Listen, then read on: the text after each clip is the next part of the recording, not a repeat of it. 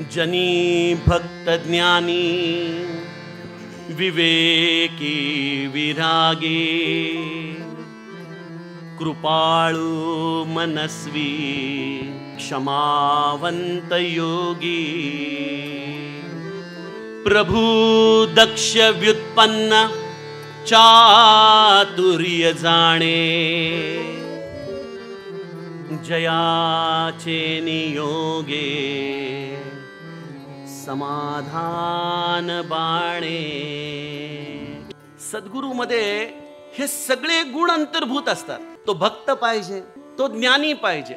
म्हणून तर आमचे नाथ म्हणून गेले ना की भक्ती प्रेमाविण ज्ञान नको देवा, अभिमान नित्य नवा तया माझी। अरे काय करायचं ते ज्ञान?